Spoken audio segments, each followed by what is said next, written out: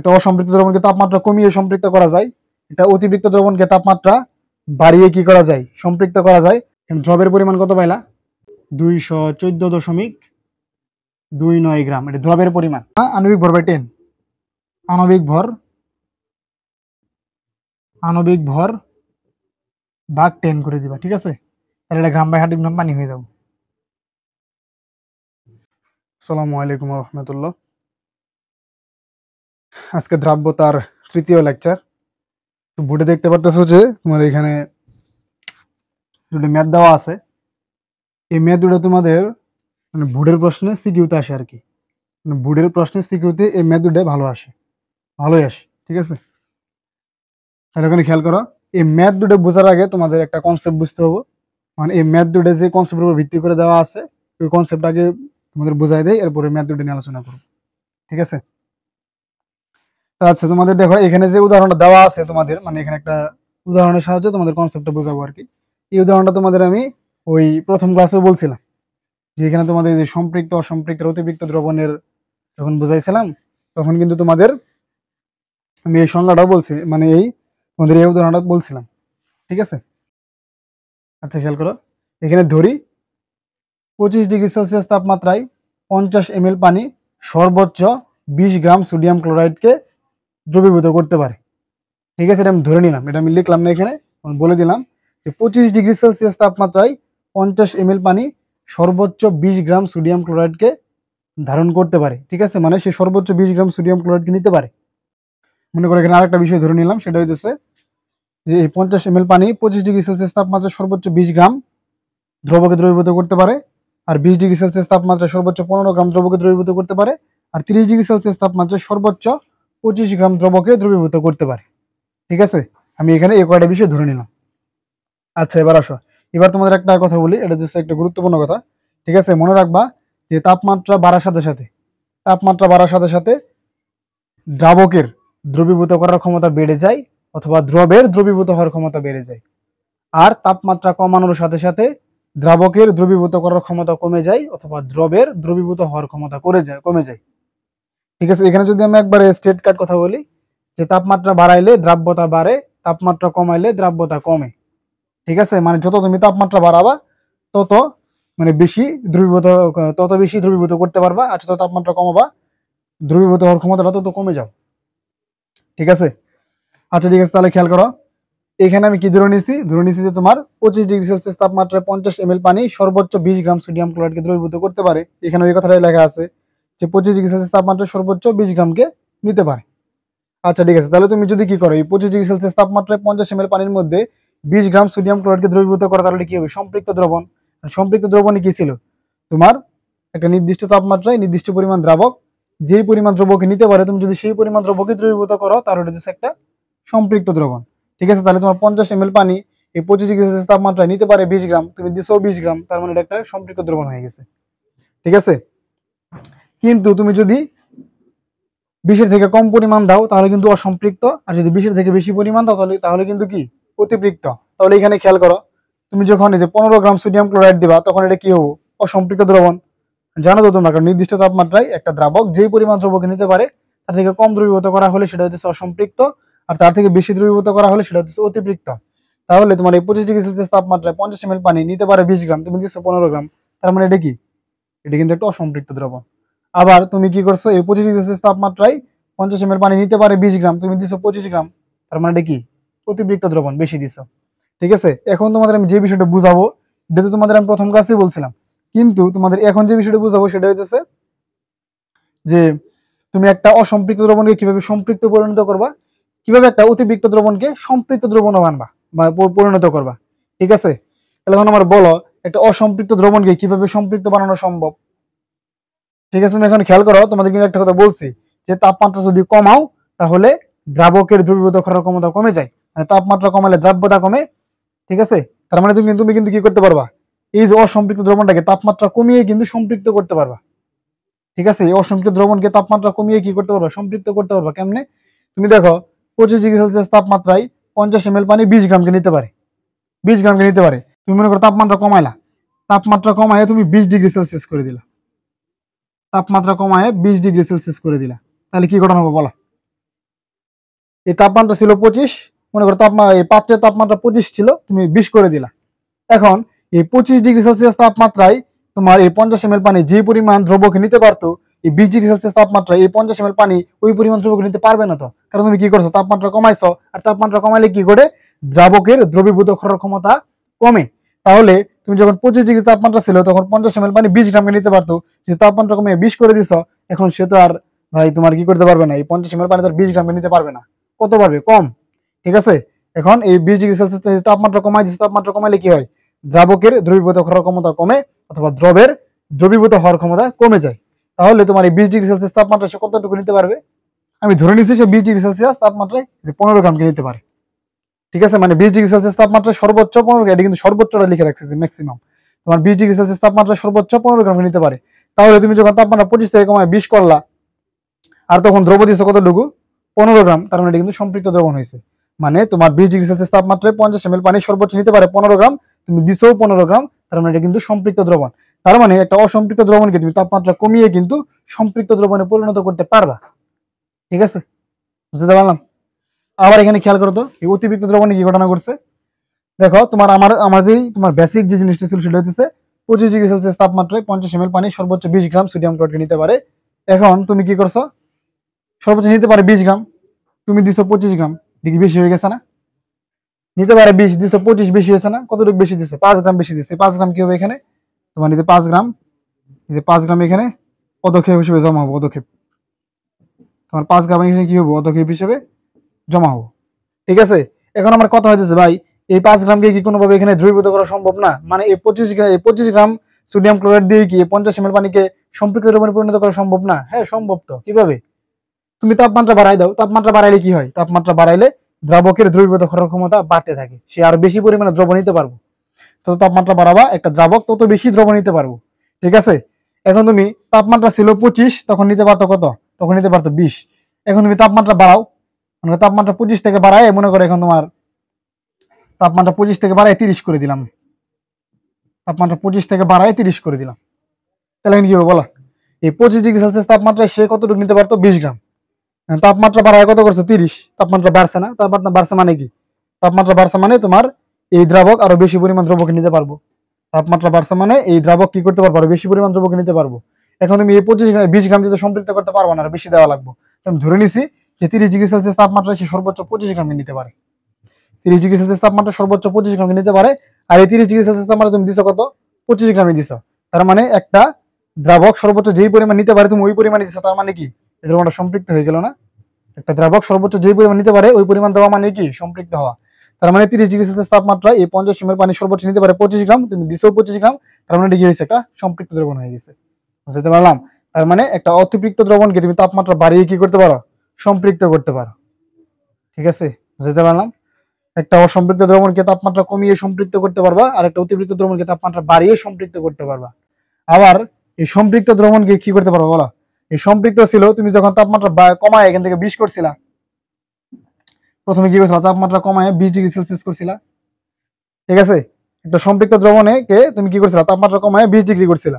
আর 20 degree করা মানে কি, 20 ডিগ্রি করা মানে হইতেছে সে আরো, মানে ছিল 25, সে সম্পৃক্ত ছিল, তুমি 20 করছো, 20 করা মানে কি সে আরো কম পরিমাণ দ্রবণ নিতে পারবে, তার মানে তুমি এই সম্পৃক্ত দ্রবণকে তখন অসম্পৃক্ত দ্রবণ বানাই ফেলেছিলা।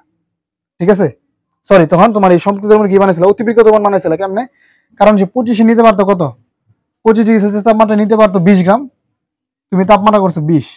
এখন 20°C তাপমাত্রা সে তো 20 গ্রাম নিতে পারবে না, আরো কম পারবে, কম কত পারছে, 15। তো তুমি নিতে পারে 20°C তাপমাত্রা 15, তুমি দিয়ে রাখছিলা 20, তার মানে কি হয়েছে, অতিরিক্ত দিচ্ছিল না, তার মানে অতিরিক্ত হয়ে গেছিল। তার মানে একটা সম্পৃক্ত দ্রবণকে তাপমাত্রা কমিয়ে অতিরিক্ত দ্রবণ বানানো যায়। আবার এই সম্পৃক্ত দ্রবণকে তুমি তাপমাত্রা বাড়ায় 30 করছিলা, যখন 30 করছিলা তখন কি হয়ে গেছে বলো, সে 30 নিতে পারে সর্বোচ্চ 25, তুমি দিয়ে রাখছিলা 20, তার মানে কি হয়েছিল, অসম্পৃক্ত হয়ে গেছিল না। এখন আমি লাস্টে যে কথা সেটা বলি, এত পেছানোর কিছু নাই। লাস্ট কথা বলতেছে যে একটা অসম্পৃক্ত দ্রবণকে তাপমাত্রা কমিয়ে সম্পৃক্ত করা যায়, একটা অতিরিক্ত দ্রবণকে তাপমাত্রা বাড়িয়ে কি করা যায়, সম্পৃক্ত করা যায়। একটা সম্পৃক্ত দ্রবণকে তাপমাত্রা কমিয়ে কি করা যায়, একটা সম্পৃক্ত দ্রবণ তাপমাত্রা কমিয়ে কি করা যায়, অতিরিক্ত করা যায়। আর একটা সম্পৃক্ত দ্রবণকে তাপমাত্রা বাড়িয়ে কি করা যায়, অসম্পৃক্ত দ্রবণে পরিণত করা যায়। ঠিক আছে, বুঝতেছি তোমাদের এটা প্যাচ লাগতেছে, কিন্তু যদি একটু ভালো করে বোঝার চেষ্টা করো তাহলে কিন্তু সহজ। একটা জিনিস মনে রাখবা, সেটা হচ্ছে তাপমাত্রা বাড়াইলে, তাপমাত্রা যদি বৃদ্ধি করা হয়, তাপমাত্রা বৃদ্ধি করা হলে কি হয়, তাপমাত্রা বৃদ্ধি করলে তোমার দ্রাবকের দ্রবীভূত করার ক্ষমতা বাড়ে, মানে সে আরো বেশি পরিমাণে দ্রবণ নিতে পারবো। আর তাপমাত্রা কমাইলে দ্রাবকের দ্রবীভূত করার ক্ষমতা কমে, অথবা অর্থাৎ সে আর কম পরিমাণ দ্রবকে নিতে পারবো। বুঝতে পারলাম? আচ্ছা, তোমাদের কনসেপ্টটা বুঝাইলাম। এবার এই ম্যাথ দুটো খেয়াল করো। আবার বলি, এই ম্যাথ দুটো কিন্তু তোমাদের বুটের প্রশ্নে আসে। ঠিক আছে, তোমরা যদি বুট কোশ্চেন খুলে দেখো দেখবা এই টাইপের ম্যাথ আছে। আচ্ছা, খেয়াল করো, এখানে 3 নাম্বার ম্যাথটা কি বলা আছে। এখানে উদ্দীপকটা ভালো করে বোঝার চেষ্টা করো। এখানে তোমার একটা পাত্র দেওয়া আছে, এই পাত্রের মধ্যে 300 গ্রাম পটাশিয়াম নাইট্রেটের সম্পৃক্ত দ্রবণ দেওয়া আছে। সম্পৃক্ত দ্রবণ, ঠিক আছে। সম্পৃক্ত দ্রবণ মানে বুঝো তো, সম্পৃক্ত দ্রবণ মানে কি বলো? সম্পৃক্ত দ্রবণ মানে হচ্ছে নির্দিষ্ট তাপমাত্রায় একটা দ্রাবক যে পরিমাণ দ্রবক নিতে পারে ওই পরিমাণ দ্রবই দ্রবীভূত করা আছে। ঠিক আছে, তাইলে তোমার এখানে 50 ডিগ্রি সেলসিয়াস তাপমাত্রায় একটা পাত্রের মধ্যে 300 গ্রাম পটাশিয়াম নাইট্রেটের সম্পৃক্ত দ্রবণ দেওয়া আছে। ঠিক আছে, আর এখানে আরো কিছু বলা আছে যে এখানে 50 ডিগ্রি সেলসিয়াস ও 10 ডিগ্রি সেলসিয়াস তাপমাত্রায় পটাশিয়াম নাইট্রেটের দ্রাব্যতা হইতেছে 250 গ্রাম বাই 100 গ্রাম পানি এবং 20 গ্রাম বাই 100 গ্রাম পানি। এখানে তোমার বলছে উদ্দীপকের দ্রবণটিকে 10 ডিগ্রি সেলসিয়াস তাপমাত্রায় শীতল করা হলে কি পরিমাণ পটাশিয়াম নাইট্রেট অধক্ষিপ্ত হবে। এখন তুমি বুঝো, তোমার এখানে দেখো, এখানে তোমার পাত্রের মধ্যে যে সম্পৃক্ত দ্রবণটা দেওয়া আছে এটা কত ডিগ্রি সেলসিয়াস তাপমাত্রায়? 50 ডিগ্রি সেলসিয়াস তাপমাত্রায়। এরপরে তোমার এখানে কোশ্চেনে কি বলছে, তোমার এই দ্রবণের তাপমাত্রা 50 ছিল, তোমাকে কত করতে বলছে? 10 করছে। ঠিক আছে, তোমাকে বলছে যে 10 ডিগ্রি তাপমাত্রায় শীতল করা হয়, মানে 50 ডিগ্রি সেলসিয়াস ছিল, 10 ডিগ্রি সেলসিয়াস তাপমাত্রায় নামাইছে, তাহলে বলছে কি পরিমাণ পটাশিয়াম নাইট্রেট অধক্ষিপ্ত হবে। তুমি কি বুঝতে পারতেছো এটা কি করা হয়েছে? এখানে একটা সম্পৃক্ত দ্রবণ ছিল 50 ডিগ্রি সেলসিয়াস তাপমাত্রা, সে যে এখানে খেয়াল করো 50 ডিগ্রি সেলসিয়াস তাপমাত্রায় একটা দ্রাবক যে পরিমাণ দ্রবকে নিতে পারবে 10 ডিগ্রি সেলসিয়াস তাপমাত্রায় তো সেই পরিমাণ নিতে পারবে না। পারবে না তো। মনে করো সে 50 ডিগ্রি সেলসিয়াস তাপমাত্রা 20 গ্রাম নিতে পারতো, 10 ডিগ্রি সেলসিয়াস তাপমাত্রা কি 20 গ্রাম নিতে পারবে না? আর অনেক কিন্তু কম পারবে। ঠিক আছে, এই যে তুমি তাপমাত্রা 50 থেকে যখন 10 করে দিলা তখন এটা কি হয়ে গেল? একটা সম্পৃক্ত দ্রবণ ছিল, তুমি যখন তাপমাত্রা কমায় 10 করে দিলা তখন কি হয়ে গেল? এটা তখন কিন্তু এটা অতিরিক্ত দ্রবণ হয়ে গেছে। কারণ 50 মনে করে নিতে পারতো 20, তুমি 10 করছো, 10 হাজার 20 নিতে পারবে না, কম নিতে পারবে। 10 ডিগ্রি সেলসিয়াস কত নিতে পারবে বলো? 10 ডিগ্রি সেলসিয়াস তাপমাত্রা সে আরো কম পরিমাণ নিতে পারবে। ঠিক আছে, তার মানে তুমি কি করছো, 50 থেকে যখন 10 করছো তখন এটা কি হয়েছে? অতিরিক্ত দ্রবণ। আর অতিরিক্ত দ্রবণ হলে কি হয়? অধক্ষিপ্ত হয়। এটাই কিন্তু বলছে, তোমাকে বলছে, দেখো তোমাকে বলছে কি পরিমাণ পটাশিয়াম নাইট্রেট অধক্ষিপ্ত হবে। ঠিক আছে, আচ্ছা তোমাকে এখানে তোমাদের ভেঙে ভেঙে বোঝাই ম্যাটটা। এখানে খেয়াল করো 50 ডিগ্রি সেলসিয়াস তাপমাত্রা কি দেওয়া আছে? দ্রাব্যতা দেওয়া আছে। এখানে যে 50 ডিগ্রি সেলসিয়াস তাপমাত্রা দ্রাব্যতা মান কত দেওয়া আছে? 250 গ্রাম বাই 100 গ্রাম পানি। তো এখানে লিখো 50 ডিগ্রি সেলসিয়াস তাপমাত্রায়, 50 ডিগ্রি সেলসিয়াস তাপমাত্রায়, এই 50 ডিগ্রি সেলসিয়াস তাপমাত্রায় দ্রাব্যতার মান কত দেওয়া আছে? দ্রাব্যতাকে আমরা এস দিয়ে প্রকাশ করি। এস এর মান দেওয়া আছে কত? 50 ডিগ্রি সেলসিয়াস তাপমাত্রায় দ্রাব্যতা কত দেওয়া আছে? 250 গ্রাম বাই 100 গ্রাম পানি। 250 গ্রাম বাই 100 গ্রাম পানি, 250 গ্রাম বাই 100 গ্রাম পানি। আর তোমার এখানে দ্রবণের ভর কত দেওয়া আছে? এটা দ্রবণের ভরটা কত দেওয়া আছে? এটা তো সম্পৃক্ত দ্রবণ, এটা তোমার 10 ডিগ্রি সেলসিয়াস হোক 50 ডিগ্রি সেলসিয়াস হোক, এটা তো কোনো বিষয় না। এখানে দ্রবণের ভর কত দেওয়া আছে? এখানে কিন্তু কি 300 গ্রাম পটাশিয়াম নাইট্রেট সম্পৃক্ত দ্রবণ, এটা কিন্তু দ্রবণের ভর। এখানে দ্রবণের ভর কত? দ্রবণের ভরকে আমরা কি দিয়ে প্রকাশ করতাম মনে আছে? ক্যাপিটাল এম দিয়ে দ্রবণের ভর প্রকাশ করতাম, এই যে ক্যাপিটাল এম দিয়ে। দ্রবণের ভর দেওয়া আছে কত? 300 গ্রাম। ঠিক আছে, 300 গ্রাম দেওয়া আছে দ্রবণের ভর। তো এখান থেকে আমরা দ্রবের ভরটা বের করব। দ্রবের ভর কেমনে বের করে? স্মল এম হচ্ছে দ্রব, এখান থেকে আমরা দ্রবের ভরটা বের করব। ঠিক আছে, এটা কিন্তু পারা যাবো তোমাদের, এখন পারা উচিত। কেমনে করবা বলো? তুমি সূত্রতে জানো যে কি দ্রব্যতা এস সমান হইতেছে এম ইন্টু 100, নিচে হইতেছে এম মাইনাস এম। তো তোমার এখানে দ্রব্যতার মান দেওয়া আছে কত? তোমার এখানে দ্রব্যতার মান দেওয়া আছে 250, এস এর মান দেওয়া আছে 250, আর তোমার এখানে এম এর মানটা তুমি বের করবা, স্মল এম এর মান বের করবা ইন্টু 100, আর তোমার এখানে ক্যাপিটাল এম এর মান দেওয়া আছে কত? 300 মাইনাস এম। এখানে দেখো তোমার শুধু আননোন কে, এখানে শুধু এমটা আননোন। ঠিক আছে, এটা কিন্তু ক্যালকুলেটর তুললেই পাই যাবা। ঠিক আছে, এখান থেকে তোমরা ক্যালকুলেশন এম এর মানটা বের করবা। এম এর মানটা কত আসে আমি লিখে দিই। এখানে এম এর মান পাবা 214.29, 214.29 গ্রাম। ঠিক আছে, এখানে এম এর মান পাবা 214.29 গ্রাম। এটা কি পাইলা বলো? এখানে যে এম এর মান বের করলা, এটা কার মান বের করলা? স্মল এম কি ছিল? দ্রব। তাহলে তুমি দ্রবের পরিমাণটা পাই গেছো এখানে। দ্রবের পরিমাণ কত পাইলা? এখানে তুমি দ্রবের পরিমাণটা পাইলা 214.29 গ্রাম, এটা দ্রবের পরিমাণ। তাহলে তুমি দ্রবের পরিমাণ জানো, এই যে দ্রবের পরিমাণ জানো, দ্রাবকের পরিমাণ জানো, সরি দ্রবের পরিমাণ জানো আর দ্রবণের পরিমাণ জানো, তাহলে দ্রাবক বের করতে পারবে না? তো বলো তো দ্রাবকের পরিমাণটা কত? দ্রাবকের পরিমাণ দেখো এখানে 300 গ্রাম করে দ্রবণ, তুমি দ্রবণ সমান কি জানো? দ্রব প্লাস দ্রাবক, তাহলে দ্রাবক সমান কি দ্রবণ মাইনাস দ্রব, ঠিক আছে? দ্রবণ থেকে যদি এই দ্রবের পরিমাণ বাদ দাও তাহলে দ্রাবক পাওয়া যাবে। দ্রাবকের মানটা কত আসতেছে? এটা আসবে তোমার 300 মাইনাস 214.29 গ্রাম, তার মানে তোমার এখানে দ্রাবকের পরিমাণটা কত আসতেছে? 85.71 গ্রাম। 85.71 গ্রাম এটা হচ্ছে দ্রাবকের পরিমাণ। এখন আমার বলো এখানে কি বুঝলা? তোমার এখানে কি দেওয়া ছিল? 300 গ্রামের একটা সম্পৃক্ত দ্রবণ দেওয়া ছিল, এই যে 50 ডিগ্রি সেলসিয়াস তাপমাত্রায় 300 গ্রামের সম্পৃক্ত দ্রবণ। তাহলে এই 300 গ্রামের মধ্যে তোমার দ্রাবক কত, দ্রব কত? দ্রাবকের পরিমাণ হচ্ছে 85.71 আর দ্রবের পরিমাণ হচ্ছে 214.29। তার মানে কথাটা কি দাঁড়াইতেছে এখানে বলো? 50 ডিগ্রি সেলসিয়াস তাপমাত্রায় 85.71 গ্রাম দ্রাবক তোমার সর্বোচ্চ 214 গ্রাম দ্রবকে নিতে পারে। এই 85 গ্রাম দ্রাবক সর্বোচ্চ 214 গ্রাম দ্রবকে নিতে পারে। এটাতে কথা দাঁড়ালো সম্পৃক্তর কথা তো এটাই, যে একটা নির্দিষ্ট তাপমাত্রায় নির্দিষ্ট পরিমাণ দ্রাবক যে পরিমাণ দ্রবকে নিতে পারে ওটা হচ্ছে কি সম্পৃক্ত দ্রবণ। তার মানে এখানে যেহেতু সম্পৃক্ত দ্রবণ, তাহলে কথা কি দাঁড়ায় যাচ্ছে? 50 ডিগ্রি সেলসিয়াস তাপমাত্রায় 85 গ্রাম দ্রাবক 214 গ্রাম দ্রবকে নিতে পারে।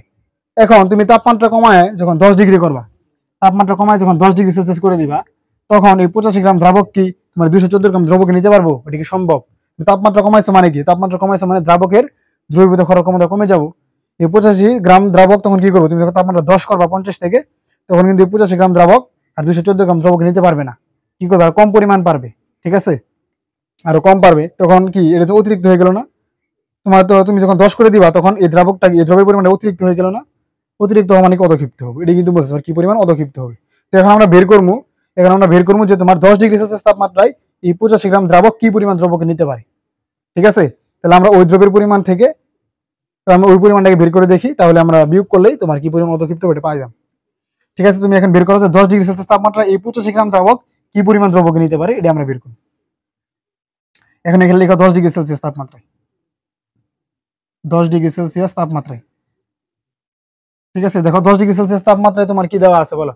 এই 10 ডিগ্রি সেলসিয়াস তাপমাত্রায় দ্রাব্যতা দেওয়া আছে, এটা হচ্ছে কত? 20 গ্রাম বাই 100 গ্রাম পানি। দ্রাব্যতার মান দেওয়া আছে 20 গ্রাম বাই 100 গ্রাম পানি। এটা কিন্তু তোমার 10 ডিগ্রি সেলসিয়াস তাপমাত্রায় দেওয়া আছে এখানে দ্রাব্যতার মানটা। এরপরে তুমি এখানে তোমার এই 10 ডিগ্রি সেলসিয়াস তাপমাত্রায় আমরা বের করবো কার মান? আমরা বের করবো দ্রবের পরিমাণ, এম এর মানটা বের করবো আর কি, ঠিক আছে? এটা এস প্রাইম দিলাম, 10 ডিগ্রি সেলসিয়াস দ্রাব্যতাকে এস প্রাইম দিলাম, আর এখানে দ্রবের পরিমাণ বের করবো এম প্রাইম দিলাম, এম প্রাইমটা বের করবো, ঠিক আছে? আচ্ছা এখানে লিখো আবার এস প্রাইম সমান কি লিখবা? M prime into 100 M minus M prime, ঠিক আছে? এখন খেয়াল করো তুমি যে এখানে যে লিখে রাখছো যে এম মাইনাস এম প্রাইম, এটা কি তোমার মনে আছে? দ্রাবক সমান কি লিখছিলাম বলো? দ্রাবকের পরিমাণ সমান কি লিখছিলাম? M minus M. মানে তুমি যদি দ্রবের পরিমাণ থেকে দ্রবণ থেকে দ্রাবকটা দ্রবণ থেকে দ্রবটা বাদ দাও তাহলে কিন্তু দ্রাবক পাওয়া যায়। দ্রবণ থেকে দ্রব বাদ দিলে কি দ্রাবক। এখানে খেয়াল করো নিচেও গিয়ে যে এম মাইনাস এম প্রাইম, এটা কিন্তু দ্রাবকের পরিমাণই। এটা মূলত কার পরিমাণ? এটা কিন্তু তোমার দ্রাবকের পরিমাণ, দ্রাবক। এখন খেয়াল করো আমি কি দ্রাবকটাকে চেঞ্জ করছি? এই যে নিচেরটা কিন্তু দ্রাবকের পরিমাণ মূলত, ঠিক আছে? এম মাইনাস এম প্রাইমটা কি দ্রাবক, মানে দ্রবণ থেকে দ্রব বাদ দিতেছে দ্রাবক পাইতাম। নিচের কিন্তু দ্রাবক, এই দ্রাবক তো আমরা চেঞ্জ করতেছি না। আমরা 85 গ্রাম মানে 50 ডিগ্রি সেলসিয়াস তাপমাত্রা এই 85 গ্রাম দ্রাবক 214 গ্রাম দ্রবকে নিতে পারতো। এখন আমরা কি করবো? এখন আমরা ওই 85 গ্রাম দ্রাবক 10 ডিগ্রি সেলসিয়াস তাপমাত্রা কি পরিমাণ দ্রবক নিতে পারে এটা বের করবো। তার মানে আমরা দ্রাবক কিন্তু চেঞ্জ করতেছি না। তার মানে তুমি এখানে কি নিচে কিন্তু দ্রাবকে রাখতেছো, তার মানে নিচে এখানে মানটা কত বসাবা? যে এম মাইনাস এম প্রাইমের মানটা কিন্তু তুমি 85 বসাবা, মানে এখানে দ্রাবকের মানটাই বসাবা, ঠিক আছে? তাহলে এখানে তোমার দ্রাব্যতার মান কত? 10 ডিগ্রি সেলসিয়াস আমাদের দ্রাব্যতা কত? দ্রাব্যতা হচ্ছে 20, দ্রাব্যতা 20। এখানে এম প্রাইম আমরা বের করবো ইন্টু 100, আর এটা কিন্তু দ্রাবকের পরিমাণ মূলত, ঠিক আছে? এটা কিন্তু দ্রাবকের পরিমাণ, এটা কি দ্রাবকের পরিমাণ। এম মাইনাস এম এটা কি দ্রাবকের পরিমাণটা কত বের করছি আমরা? 85.71। তাহলে এখান থেকে কিন্তু তুমি এই যে তোমার 10 ডিগ্রি সেলসিয়াস তাপমাত্রা কি পরিমাণ দ্রব প্রয়োজন এই 85 গ্রাম দ্রাবকের জন্য এটা পাই যাইতেছে। ঠিক আছে, আমরা দেখি কি পরিমাণ দ্রবের প্রয়োজন। দ্রবের প্রয়োজন হচ্ছে 17.42।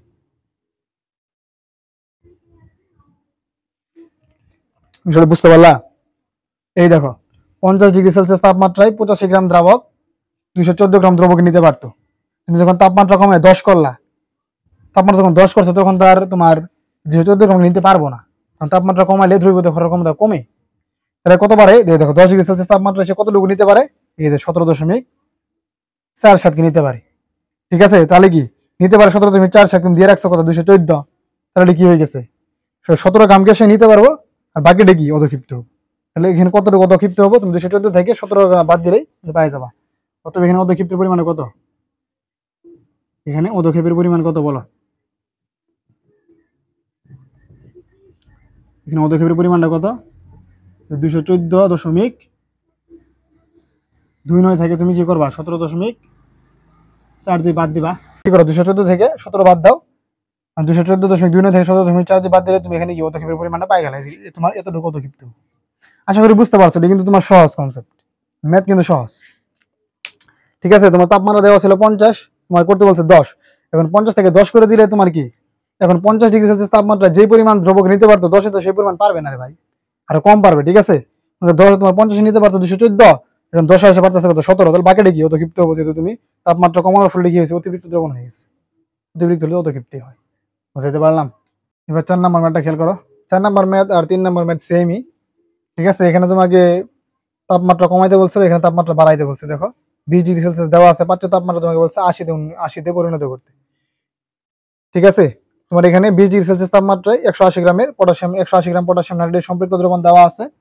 তোমাকে এখানে কোশ্চেনে বলছে যে 80 ডিগ্রি সেলসিয়াস তাপমাত্রায় সম্পৃক্ত করতে কি পরিমাণ পটাশিয়াম নাইট্রেট প্রয়োজন, অতিরিক্ত কি পরিমাণ পটাশিয়াম নাইট্রেট প্রয়োজন। দেখো 20 ডিগ্রি সেলসিয়াস তাপমাত্রায় সে যে পরিমাণ নিতে পারে 80 ডিগ্রি সেলসিয়াস তাপমাত্রা কি পারবে, আরো বেশি পরিমাণ নিতে পারবে। তাহলে তোমাকে কি করতে হবে, বাইরে থেকে আরো যোগ করতে হবে। কি পরিমাণ যোগ করতে হবে এটাই তোমাকে জানতে চাইছে। ঠিক আছে, আমরা সেম কাজই করবো আগের মতোই। এখন আমরা দেখবো যে 20 ডিগ্রি সেলসিয়াস তাপমাত্রাতে তোমার আগে আমরা 20 ডিগ্রি সেলসিয়াস তাপমাত্রাতে দ্রব আর দ্রাবকের পরিমাণটা বের করি। চলো, এখানে তো দ্রবণ দেওয়া আছে, এটা 180 গ্রামের পটাশিয়াম নাইট্রেট সম্পৃক্ত দ্রবণ। এই দ্রবণের মধ্যে কি পরিমাণ দ্রব আছে দ্রাবক আছে এটা বের করি। ঠিক আছে, তো এখানে লিখো যে 20 ডিগ্রি সেলসিয়াস তাপমাত্রা আগের মতোই, 20 ডিগ্রি সেলসিয়াস তাপমাত্রায় দেখো 20 ডিগ্রি সেলসিয়াস তাপমাত্রায় 80 ডিগ্রি সেলসিয়াস তাপমাত্রায় দ্রাব্যতা দেওয়া আছে। যে 20 ডিগ্রি সেলসিয়াস তাপমাত্রায় পটাশিয়াম নাইট্রেটের দ্রাব্যতা কত 70 গ্রাম বাই 100 গ্রাম পানি। ঠিক আছে, 80 ডিগ্রি সেলসিয়াস তাপমাত্রা কত 150। 20 ডিগ্রি সেলসিয়াস তাপমাত্রায় দ্রাব্যতার মান কত, এস এর মান কত দেওয়া আছে 70 গ্রাম বাই 100 গ্রাম পানি। ঠিক আছে, আর এখানে দ্রবণের পরিমাণটা কত, 20 ডিগ্রি সেলসিয়াস তাপমাত্রায় দ্রবণ কত, দ্রবণের পরিমাণ দেওয়া আছে 180 গ্রাম, 180 গ্রামের সম্পৃক্ত দ্রবণ 180 গ্রাম। ঠিক আছে, 180 গ্রাম। এখান থেকে তুমি কি করবা, দ্রবের পরিমাণটা বের করবা। এখানে মান বসাও, এখানে তোমার দ্রব্যতার মান দেওয়া আছে 70, তুমি এখান থেকে এম এর মানটা বের করবা, দ্রব্যটা বের করবা। আর এখানে তোমার দ্রবণ দেওয়া আছে 180 মাইনাস এম, তাহলে এখান থেকে তুমি যদি একটু যারা গুণ করো ক্যালকুলেশন করো তাহলে এম এর মানটা বের করতে পারবা ইজিলি। এখান থেকে এম এর মানটা কত আসতেছে, এখানে তুমি এম এর মানটা পাই যাবা 74.12, 74.12 গ্রাম। এটা কিন্তু দ্রব, এটা কি পাইলা, এই যে এটা কিন্তু দ্রবের পরিমাণ পাইলা, এটা হচ্ছে দ্রব। দ্রাবক কত বলো, দ্রব পাইলা, তাহলে দ্রাবক কত, এই দ্রবের পরিমাণ পাইলা, তাহলে দ্রাবকের পরিমাণটা কত, দ্রাবকের পরিমাণ কত বলো, দ্রাবকের পরিমাণ কেমন বের করবা, এই দ্রবণ থেকে তোমার কি 180 গ্রামের দ্রবণের মধ্যে দ্রব কত 74 গ্রাম, তাহলে দ্রাবক কত, তাহলে 180 থেকে তুমি যদি 74.12 বাদ দিয়ে দাও, তাহলে এখানে তুমি দ্রাবকের পরিমাণটা পাওয়া যাবা। দ্রাবকের পরিমাণটা আসতেছে তোমার 105.88, 105.88 গ্রাম। এটা পাইলে কি তুমি দ্রাবক। ঠিক আছে, তার মানে তোমার এখানে কি কথা দাঁড়াইলো, 20 ডিগ্রি সেলসিয়াস তাপমাত্রায় 105 গ্রাম দ্রাবক সর্বোচ্চ 74 গ্রাম দ্রবকে নিতে পারে। তো এখন তুমি যদি তাপমাত্রায় 20 থেকে 80 করে দাও তাহলে কি হবে বলো, 20 থেকে 80 করলে তুমি 20 ডিগ্রি সেলসিয়াস তাপমাত্রায় 105 গ্রাম দ্রাবক 74 গ্রাম দ্রবকে নিতে পারে। যখন তুমি তাপমাত্রা বাড়ায় 80 করবা, 80 করার সাথে সাথে কি তোমার এই দ্রাবকের দ্রবীভূত করার ক্ষমতা বেড়ে যাবো না, অবশ্যই বাড়বো। তখন কিন্তু 105 গ্রাম দ্রাবক আরো অনেক বেশি দ্রবক নিতে পারবো। ঠিক আছে, তাহলে তোমার বাড়তি আর কতটুকু দ্রব দিলে তোমার 105 গ্রাম তখন 80 ডিগ্রি সেলসিয়াস তাপমাত্রা সম্পৃক্ত হবো, এটাই তোমার কাছে জানতে চাইছি। তার মানে তুমি 80 ডিগ্রি সেলসিয়াস তাপমাত্রা যদি 105 গ্রাম দ্রাবককে সম্পৃক্ত করতে চাও, তোমার বাইরে কি করতে পারো? দ্রব যোগ করতে হবে। কি পরিমাণ দ্রব যোগ করবা এটা তোমার কাছে জানতে চাইছে। চলো আমরা দেখি যে 80 ডিগ্রি সেলসিয়াস তাপমাত্রায় কি পরিমাণ দ্রবের প্রয়োজন হয়, এটা আমরা বের করি। এখন কি করবা? এই যে 80 ডিগ্রি সেলসিয়াস তাপমাত্রায় কাজ করবা। এই 80 ডিগ্রি সেলসিয়াস তাপমাত্রা দ্রাব্যতা কত, এটা প্রাইম ধরলাম। এই দ্রাব্যতার মান দেওয়া আছে কত? 150 গ্রাম বাই 100 গ্রাম পানি। 150 গ্রাম বাই 100 গ্রাম পানি, এটা তোমার 80 ডিগ্রি সেলসিয়াস তাপমাত্রার দ্রাব্যতা। এখানে একটা বিষয় খেয়াল করছো, তাপমাত্রা বাড়ার সাথে সাথে কিন্তু দ্রাব্যতা বাড়ে, এটা বলছিলাম। দেখো 20 ডিগ্রি সেলসিয়াস তাপমাত্রা দ্রাব্যতা দেওয়া আছে 70, 80 দেওয়া আছে 150। ঠিক আছে, তার মানে কি তাপমাত্রা বাড়ালে দ্রাব্যতা বাড়ে। আচ্ছা ঠিক আছে, তুমি এখানে বের করবা কি 80 ডিগ্রি সেলসিয়াস তাপমাত্রায় কি পরিমাণ দ্রবণ নিতে পারে, এম প্রাইমটা বের করবা। আর এখান থেকে আমরা দ্রাবকের পরিমাণটা জানি, যেখান থেকে এম মাইনাস এম প্রাইম যদি ব্যবহার করবো, দ্রাবকটা কত? দ্রাবক তো আমরা চেঞ্জ করতেছি না, দ্রাবক ওডি থাকবো 105.88 গ্রাম। তাহলে এখান থেকে তুমি সহজে কি করতে পারবা? এম প্রাইমের মানটা বের করতে পারবা। তাহলে এখান থেকে আবার কি লিখবা? যেখান থেকে এস প্রাইম সমান কি লিখবা? এস প্রাইম সমান লিখবা M prime into 100, M prime into 100, M minus M prime যদি লিখো, এখানে তোমার দ্রাব্যতার মান দেওয়া আছে 150। ঠিক আছে, আর এম প্রাইমের মান তুমি বের করবা। এটা মূলত দ্রাবকের পরিমাণ, এম মাইনাস এমটা কি দ্রাবকের পরিমাণ। দ্রবণ থেকে দ্রব বাদ দিলে দ্রাবক পাওয়া যায়, আর দ্রাবকের পরিমাণ আমরা জানি 105.88 গ্রাম। যেহেতু আমরা দ্রাবক চেঞ্জ করতেছি না, আমরা দ্রাবকটা তো ফিক্সড রাখতে হবে, তাই নাহলে তুমি বুঝবা কেমনে। ঠিক আছে, আমরা দ্রাবক ফিক্সড রেখে কাজ করি। ঠিক আছে, তাহলে তুমি এখান থেকে এম প্রাইমের মানটা পাই যাবা। এম প্রাইমের মানটা কত পাবা? এম প্রাইমের মানটা আসবে 158.82, 158.82 গ্রাম। দেখছো, এই দেখো 80 ডিগ্রি সেলসিয়াস তাপমাত্রা কত নিতে পারতেছে। মানে এখন তোমার কথাটা দাঁড়াইতেছে যে 20 ডিগ্রি সেলসিয়াস তাপমাত্রায় 105 গ্রাম দ্রাবক তোমার এই 74 গ্রাম দ্রবর মাধ্যমে সম্পৃক্ত হয়। ঠিক আছে, আর 80 ডিগ্রি সেলসিয়াস তাপমাত্রায় 105 গ্রাম দ্রাবক কতটুকু দ্রবের মাধ্যমে সম্পৃক্ত হয়? 158 গ্রাম দ্রবের মাধ্যমে সম্পৃক্ত হয়। ঠিক আছে, তাই তুমি কি 20 ডিগ্রি সেলসিয়াস তাপমাত্রায় 105 গ্রাম দ্রাবক নিতে পারে 74 গ্রাম, আর তাপমাত্রা যখন বাড়াবা তখন 105 গ্রাম দ্রাবক আর বেশি পরিমাণে নিতে পারবো। বেশি কতটুকু নিতে পারে? 158 গ্রাম নিতে পারে। তাহলে মানে অতিরিক্ত কত দেওয়া লাগছে? তুমি 74 অলরেডি দিয়ে রাখছো, তাহলে তোমাকে এখানে অতিরিক্ত কত দেওয়া লাগবে এটা তোমাকে বলছে। দেখো তোমাকে বলছো কি পরিমাণ পটাশিয়াম নাইট্রেট প্রয়োজন হবে। তাহলে তুমি কি করবা? এখানে প্রয়োজনীয় পটাশিয়াম নাইট্রেট কত বলো? এখানে প্রয়োজনীয় পটাশিয়াম নাইট্রেটের পরিমাণটা কত? প্রয়োজনীয় পটাশিয়াম নাইট্রেট কতটুকু প্রয়োজন বলো? এই যে 158 থেকে তুমি এটা বাদ দাও, তাহলে তো পাই যাবা কতটুকু বাড়তি লাগতেছে। 158.82 থেকে তুমি 74.12 গ্রাম বাদ দিয়ে দিলে তোমার বাড়তি কতটুকু যোগ করা লাগছে সেটা পাই যাবা। তুমি এখানে 84.7 গ্রাম আর বাইরে থেকে যুক্ত করা লাগবে। 84.7 গ্রাম আর বাইরে থেকে যুক্ত করলে তুমি 80 ডিগ্রি সেলসিয়াস তাপমাত্রায় 105 গ্রাম দ্রাবককে সম্পৃক্ত করতে পারবা। বুঝাইতে পারলাম?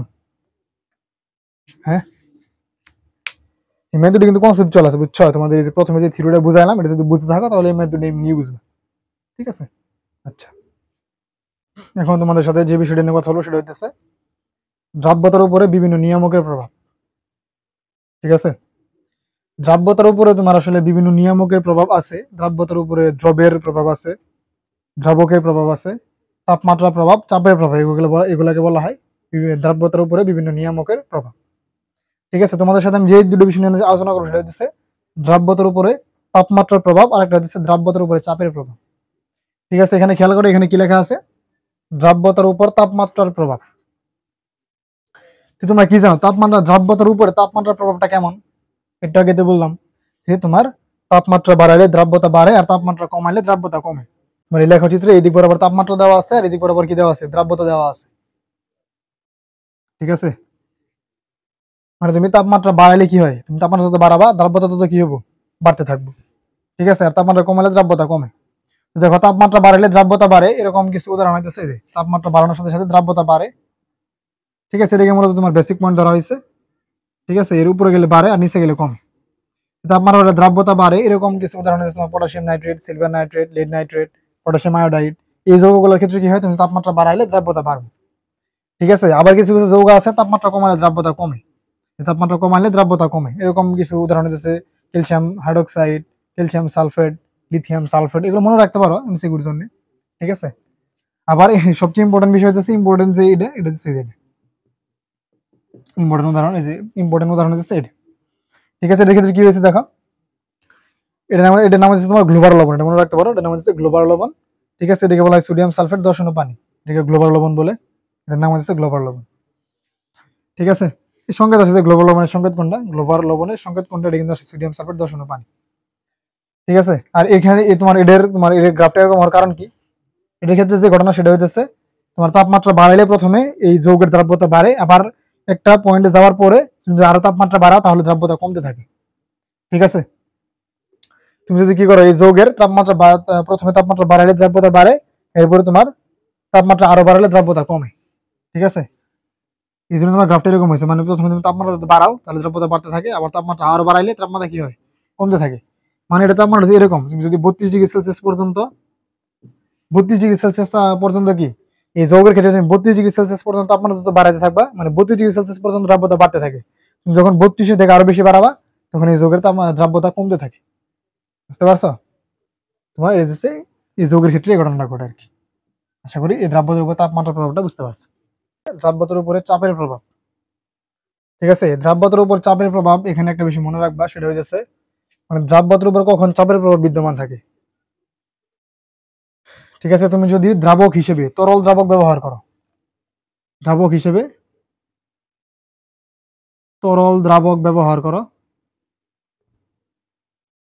আর দ্রব হিসেবে গ্যাসীয় দ্রব ব্যবহার করো, দ্রব হিসেবে গ্যাসীয় দ্রবকে ব্যবহার করো, তখন তোমার এখানে চাপের প্রভাব বিদ্যমান থাকবে। ঠিক আছে, মানে দ্রাবক হিসেবে তুমি তরল দ্রাবক নিবা, আর দ্রব হিসেবে যদি গ্যাসীয় দ্রব নাও তখন তুমি যে দ্রবণটা পাবা ওই দ্রবণের উপরে, মানে তখন যেই তোমার এখানে দ্রাব্যতা তৈরি হবে ওই দ্রাব্যতার উপরে চাপের প্রভাব বিদ্যমান থাকবে। ঠিক আছে, তাহলে এখানে তোমার এই দ্রাব্যতার উপর চাপের প্রভাবটা কেমন, এই দ্রাব্যতার উপর চাপের প্রভাব ব্যাখ্যা করার জন্য একটা সূত্র আছে, এই সূত্রকে বলা হয় হেনরীয় সূত্র। হেনরীয় সূত্র। ঠিক আছে, হেনরীয় সূত্রটা কি, হেনরীয় সূত্রটা হইতেছে তোমার দ্রাব্যতা চাপের সমানুপাতিক, দ্রাব্যতা চাপের সমানুপাতিক। ঠিক আছে, মানে যদি তুমি কি করবা, চাপ বাড়াবা দ্রাব্যতা তত বাড়বো। ঠিক আছে, তুমি যত চাপ বাড়াবা দ্রাব্যতা তত কি হবো, বৃদ্ধি পাবো। ঠিক আছে, দ্রাব্যতাকে আমরা এস দিয়ে প্রকাশ করি, আর চাপকে মূলত পি দিয়ে প্রকাশ করা হয়, প্রেসার পি দিয়ে। ঠিক আছে, তাহলে এখানে কি লিখতে পারবা, দ্রাব্যতা চাপের সমানুপাতিক, তাহলে কি লিখতে পারি, এস সমানুপাতিক পি। ঠিক আছে, আর এই সমানুপাতিক চিহ্ন তুলে দিলে অবশ্যই একটা ধ্রুবক আসবে। ঠিক আছে, এই সমানুপাতিক চিহ্ন তুলে দিলে একটা ধ্রুবক পাবা, এই ধ্রুবকটাকে বলা হয় কেইস। এই ধ্রুবকটা হচ্ছে কেইস, আর এটাকে বলা হয় হেনরীয় ধ্রুবক, এই যে হেনরীয় ধ্রুবক। ঠিক আছে, কেইসটা কি এখানে হেনরীয় ধ্রুবক, কেইস হচ্ছে সেটা হেনরীয় ধ্রুবক। বুঝতে পারলাম, তাহলে তোমার এই দ্রাব্যতার উপর চাপের প্রভাবটা কেমন, দ্রাব্যতা চাপের সমানুপাতিক, মানে চাপ যত বাড়বে দ্রাব্যতাও তত বাড়বে, চাপ কমলে দ্রাব্যতা কমবে, সমানুপাতিক সম্পর্ক। তাহলে এখান থেকে লিখতে পারবা এস সমানুপাতিক পি, দ্রাব্যতা সমানুপাতিক প্রেসার। তাহলে সমানুপাতিক চিহ্ন তুলে দিলে একটা ধ্রুবক পাই, ধ্রুবক কেইস, আর কেইস থেকে কি বলা হেনরীয় ধ্রুবক। তখন হেনরীয় ধ্রুবকের মান কোশ্চেনে দেওয়া থাকবে। ঠিক আছে, বিভিন্ন তাপমাত্রার জন্য হেনরীয় ধ্রুবক ভিন্ন ভিন্ন হয়, এটা দেওয়া থাকবে কোশ্চেনে, এটা চাপ নেওয়ার কিছু নেই, দেওয়া থাকবে। ঠিক আছে, তাহলে এখানে এই সূত্র, কিন্তু এই সূত্র এই যে এস সমান কে স্পিডে কি একটা সূত্র। ঠিক আছে, দ্রাব্যতার উপর চাপের প্রভাবের সূত্র হচ্ছে এস সমান কে ইস পি, কে ইস হেনরীয় ধ্রুবক, পি প্রেসার, এস দ্রাব্যতা। ঠিক আছে, তো এখানে একটা বিষয় জানা লাগবে, সেটা হচ্ছে তোমার মানে তোমার এখানে কে ইসের ধ্রুবক, কে ইসের তোমার এখানে একক হচ্ছে দুই রকম। এই যে হেনরীয় ধ্রুবকের দুটো একক আছে, একটা হচ্ছে গ্রাম বাই 100 গ্রাম পানি, একক গ্রাম বাই 100 গ্রাম পানি, এটা ব্যবহার করতে পারবা, অথবা এখানে আরেকটা ব্যবহার করতে হচ্ছে মোলার পার এটিএম। ঠিক আছে, এই যে তোমার কে এর একক কিন্তু দুইটা ব্যবহার করা যায় আর কি, একটা হচ্ছে গ্রাম বাই 100 গ্রাম পানি, একটা হচ্ছে মোলার পার এটিএম। মানে দ্রাব্যতার একক দুই রকমের হয়, একটা হচ্ছে তোমার এই যে গ্রাম বাই 100 গ্রাম পানি, আর একটা হচ্ছে মোলার। ঠিক আছে, মোলার বলতে মোল পার লিটার। দ্রাব্যতার একক দুই রকম হয়, হেনরীয় ধ্রুবকের একক তুমি দুই রকম ব্যবহার করতে পারো, গ্রাম বাই 100 গ্রাম পানি, একটা হচ্ছে মোল পার এটিএম, মোলার পার এটিএম। দ্রাব্যতার একক দুই রকম ব্যবহার করা হয়, একটা হচ্ছে গ্রাম বাই 100 গ্রাম পানি, একটা হচ্ছে মোলার, মোল পার লিটার বলে থাকে আর কি।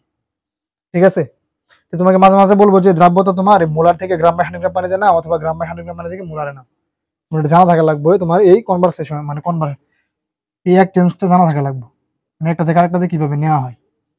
ঠিক আছে, তুমি মোলার থেকে কিভাবে গ্রাম বাই 100 গ্রাম পানিতে যাবা, মনে করো তোমাকে এক্স মোলার দেওয়া আছে, তাহলে এক্স মোলারকে তুমি কিভাবে গ্রাম বাই 100 গ্রাম পানিতে করবা, রূপান্তর করবা, কনভার্ট করবা। তুমি এক্স এর সাথে কি করবা, আণবিক ভর বাই 10, আণবিক ভর ভাগ 10 করে দিবা। ঠিক আছে, তাহলে এটা গ্রাম বাই 100 গ্রাম পানি হয়ে যাবে। তোমাকে যে এক্স মোলার দেওয়া থাকবো, এক্স মোলার কি করবা, এক্স এর সাথে তুমি আণবিক ভর বাই 10 গুণ করবা, তাহলে কি গ্রাম বাই 100 গ্রাম পানিতে কনভার্ট হয়ে যাবে। ঠিক আছে, আবার তোমাকে যদি বলে এক্স গ্রাম বাই 100 গ্রাম পানি থেকে মোলারে যাও, তাহলে উল্টা কাজ করবা, তাহলে এক্স এর সাথে তখন 10 বাই আণবিক ভর করবা, 10 বাই আণবিক ভর তুমি গুণ করলে এখানে তুমি মোলারে চলে আসবো। ঠিক আছে, তুমি যদি এক্স মোলার থেকে গ্রাম বাই 100 গ্রাম পানিতে যেতে চাও, তাহলে তোমাকে এক্স এর সাথে আণবিক ভর বাই 10 গুণ করতে হবে, তাহলে গ্রাম বাই 100 গ্রাম পানিতে কনভার্ট হয়ে যাবে। আর তুমি যদি এক্স গ্রাম বাই 100 গ্রাম পানি থেকে এক্স মোলারে যেতে চাও, তাহলে এক্স এর সাথে 10 বাই আণবিক ভর গুণ করবে, মানে উল্টা কাজ করবে। ঠিক আছে, বোর্ডে দেখো একটা ম্যাথ দেওয়া আছে, বোর্ডে একটা ম্যাথ দেওয়া আছে, এখানে কি দেওয়া আছে, 20 ডিগ্রি সেলসিয়াস তাপমাত্রায় এখানে তোমার তরল পানি, লিকুইড পানি দেওয়া আছে। ঠিক আছে, আর এর মধ্যে তুমি কি করছো, অক্সিজেন গ্যাস যুক্ত করছো, কত চাপে, 0.9 atm চাপে। আর এখানে দেখো কি এর মান দেওয়া আছে, মানে হেনরি ধ্রুবকের মান দেওয়া আছে 1.38 10 ইনভার্স 3 মোলার পার এটিএম এ দেওয়া আছে। তোমাকে বলছে উদ্দীপকের গ্যাসটি দ্রাব্যতাকে গ্রাম বাই 100 গ্রাম এককে প্রকাশ করো। তোমার এই দ্রবে তোমার এই গ্যাসের দ্রাব্যতাকে কি করতে বলছে, গ্রাম বাই 100 গ্রাম পানিতে প্রকাশ করতে বলছে। দেখো ওটা মনে রাখো, গ্রাম বাই 100 গ্রাম পানিতে প্রকাশ করতে বলছে। তাহলে তুমি এখানে দ্রাব্যতা সমান কি জানো, কি বের করতে বলছে, দ্রাব্যতা বের করতে বলছে। দ্রাব্যতা এটা কি তুমি বুঝতেই পারতেছো, এখানে তোমার তরল হিসেবে কি আছে, তোমার এখানে দ্রাবক তরল, আর এখানে তুমি যে দ্রবটা যোগ করছো এটা গ্যাসীয়, তার মানে কি চাপের প্রভাব দিয়ে ম্যাটটা আসছে আর কি। তাহলে তুমি এখানে দ্রাব্যতা সমান কি জানো, এস সমান হচ্ছে কি এইচ পি, আর এখানে তুমি দেখতে যাচ্ছ কি এস এর মানটা দেওয়া আছে। ঠিক আছে, তাহলে এখানে দ্রাব্যতা বের করো, কি এস এর মান কত দেওয়া আছে, যে 1.38 ইনটু 10 ইনভার্স 3, 1.38 ইনটু 10 ইনভার্স 3, এটা তোমার এককটা কি, মোলার পার এটিএম, মোলার পার এটিএম, মোলার পার এটিএম এটা কিন্তু এভাবে লেখা যায়, যেহেতু এটিএম নিচেও লিখতে পারবো। ঠিক আছে, এই যে মোলার পার এটিএম এটা কিন্তু ইনভার্স আকারে লেখা যায়, ইনটু প্রেসারের মান কত দেওয়া আছে 0.98 এটিএম, মানে এখানে পি এর মান দেওয়া আছে 0.98 এটিএম। তুমি এখান থেকে এটিএম এটিএম কিন্তু বাদ দিতে পারো, কোন আকারে চাইতে আছে বাদ দিতে পারো। ঠিক আছে, এটা তোমার এখানে আছে, এটা তোমার হরে আছে, এটা তোমার কি আছে উপরে আছে, তাহলে তুমি দুটো আর হিসেবে আছে, তুমি কাটা দিতে পারো। ঠিক আছে, তাহলে তুমি যদি গুণ করো, যদি গুণ করো, গুণ করলে মানটা কত পাবে, এখানে গুণ করলে মানটা পাবা 1.3524 into 10 inverse 3 molar, ATM ATM বাদ দিয়েছে, শুধু মোলার থাকবে। ঠিক আছে, দেখো তোমার দ্রাব্যতাটা এখানে কিসে বেরোইছে, মোলারে বেরোইছে। তোমাকে যদি বলতো এখানে তুমি দ্রাব্যতা মোলার এককে প্রকাশ করো, তাহলে কিন্তু তোমার এই যে মোলার কিন্তু বের হয়ে গেছিল। তোমাকে বলছে গ্রাম বাই 100 গ্রাম পানিতে নিতে, তাহলে মোলার থেকে কিভাবে গ্রাম বাই 100 গ্রাম পানিতে নেয়, একটু আগে দেখালাম যে আণবিক ভর বাই 10 গুণ করবা।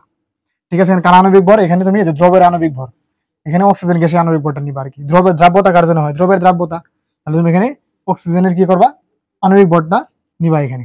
তাহলে অক্সিজেন আণবিক ভর কত বলো, অক্সিজেনের আণবিক ভর কত, অক্সিজেন আণবিক ভর হচ্ছে তোমার অক্সিজেন যে দুটো আছে, অক্সিজেনের কত আণবিক ভর কত 16, দুটো আছে, তুমি এখানে 2 গুণ করবা, তাহলে 32 আসছে 32। তাহলে কি করবে এখানে, এর সাথে কি করবে, আণবিক ভর বাই 10, দিস 1.3524 ইনটু 10 ইনভার্স 3, এর সাথে তুমি আণবিক ভর বাই 10 করে দিলে কি পাই যাইতেছ, গ্রাম বাই 100 গ্রাম পানিতে কনভার্ট হয়ে যাবে। বুঝতে পারলাম, তাহলে তুমি ফাইনালি মানটা পাবা 4.32768 10 ইনভার্স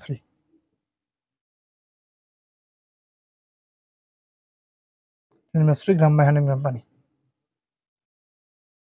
ঠিক আছে, তুমি এখানে যেই তোমার দ্রাব্যতা পাইছিলে এটা কিন্তু মোলারে পাইছিলা, মোলার থেকে কিভাবে গ্রাম বাই 100 গ্রাম পানিতে নাই, আণবিক ভর বাই 10 গুণ করতে হয়, আণবিক ভর 10 গুণ করছি, গুণ করে আমরা কি করছি, গ্রাম বাই 100 গ্রাম পানিতে কনভার্ট করছি। আর এখানে আণবিক ভর কার নিবা, দ্রবের আণবিক ভর নিবা, দ্রবের। ঠিক আছে, আশা করি এমনটা বুঝতে পারছো।